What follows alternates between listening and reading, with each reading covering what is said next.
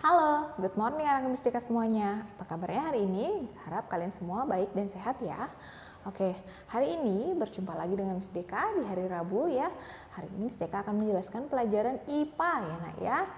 Oke, sebelum memulai pelajaran pastikan kamu dalam kondisi siap ya nak ya.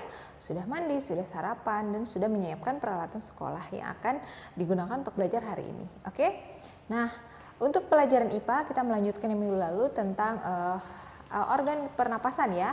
Nah, kemarin kita sudah membahas tentang organ pernapasan manusia. Nah, sekarang kita ke bagian C, yaitu alat pernapasan hewan ya. Nah, di pelajaran ini alat pernapasan hewan tentunya kita akan membahas beberapa alat pernapasan yang digunakan hewan pada umumnya ya nak ya. Nah, alat pernapasan hewan ini berbeda-beda tergantung dari jenisnya ya. Ada yang berapas dengan kulit, trakea, insang, dan paru-paru. Yang pertama itu ada cacing tanah. Kalian tahu cacing tanah nak? Ya ini sering kita temuin ya. Kalian juga sering kalau misalnya gali-gali tanah nemuin namanya cacing tanah ya. Cacing tanah ini kalau kalian kan tahu kan bentuknya panjang ya nak ya. Nah kalau kalian bertanya-tanya ini Miss kepalanya mana? Ini bernapasnya pakai apa? Nah cacing itu bernapas dengan permukaan kulitnya ya nak ya, jadi dia pakai kulit bernapasnya ya.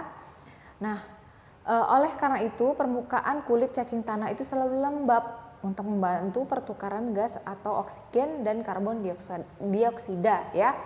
Nah, cacing ini hidup di tempat yang lembab dan basah untuk menjaga agar permukaan kulitnya ini tetap lembab tadi itu ya nak ya, makanya dia hidup di tempat yang lembab yang agak basah-basah seperti itu ya. Tanah-tanah yang gembur, yang basah gitu, yang lembab gitu. Jadi biar menjaga, biar dia tetap bisa bernapas gitu ya.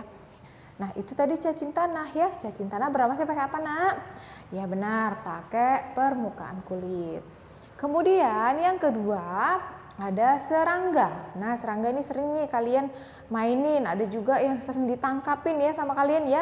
Jangan ya nak, serangga itu makhluk hidup juga, mau hidup juga ya. Jadi jangan sembarangan gitu ya, kasihan ya. Nah, serangga ini bernapasnya menggunakan trakea ya nak ya, berupa saluran-saluran halus yang bercabang dan tersebar di seluruh tubuh serangga. Di seluruh tubuh serangga itu ya nak ya. Nah, cara bernapasnya adalah udara masuk dan keluar itu melalui lubang yang ada di samping tubuh serangga yang disebut stigma ya. Nah, lihat di bukumu juga ada di halaman 25 itu ada contoh serangga jenisnya belalang ya nak ya. Nah, stigma ini pada serangga sebagai keluar dan masuknya udara. Di sana ditunjukkan bahwa stigma ada di samping ya nak ya. Nah, ada di samping tubuhnya gitu ya, di samping tubuh serangga tersebut ya. Nah, itu tadi untuk serangga ya. Kemudian yang ketiga kita punya ikan. Nah, ikan ini bernapas, kalian pasti sudah tahu kalau ikan itu bernapasnya menggunakan insang ya, benar. Pada pernapasan ikan mula-mula ya, insang ini ya dalam keadaan tertutup. Nah, air yang mengandung oksigen akan masuk melalui mulut ikan, lalu mulut ikan ya, lalu mulut ikan itu tertutup dan air akan mengalir ke bagian insang ikan yang terbuka. Nah, di dalam insang inilah ya terjadilah pertukaran oksigen dan karbon dioksida. Oke. Nah, itu tadi insang ya, insang ada di bukumu juga sudah dijelaskan, di sana ada gambar insang itu seperti apa ya. Kalau kalian suka makan ikan di dekat sininya tuh ada insang ya. Nah, kemudian insang ini sebagai tempat pertukaran ya tadi ya oksigen dengan karbon dioksida ya.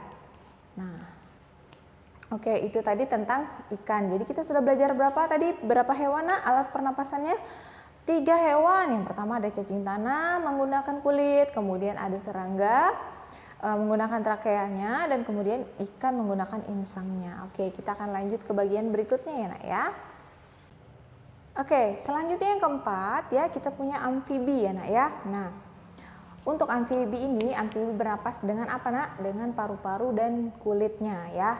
Kulit amfibi selalu lembab dan basah untuk membantu pertukaran udara juga. Nah, ketika masih berudu ya amfibi ini bernapas dengan insang.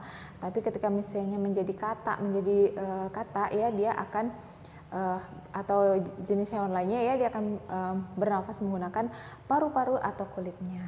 Nah, itu amfibi. Amfibi itu contohnya katak tadi ya nak ya, fase berudunya dia pakai insang, kemudian pas fase katak dia menggunakan paru-paru atau kulitnya ya. Oke, kemudian yang kelima kita punya reptilia. Reptilia bernapas dengan paru-paru ya nak ya. Nah, reptilia yang dapat menyelam seperti buaya dan kura-kura ini menutup lubang hidungnya ketika menyelam agar tidak masuk ke paru-paru ya.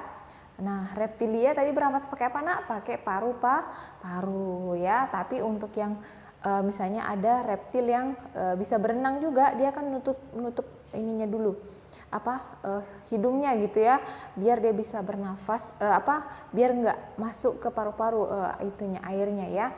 Nah, itu tadi contoh dari hewan amfibi dan reptilia. Wah, udah nambah nih, sekarang sudah 5 hewan yang kalian tahu alat pernapasannya ya. Nah, oke. Ada tadi beberapa, ada 5 jenis hewan yang sudah kita pelajarin. Ada yang bernapas pakai paru-paru, pakai kulit, ada yang pakai insang ya, ada yang pakai trakea dan lain-lainnya.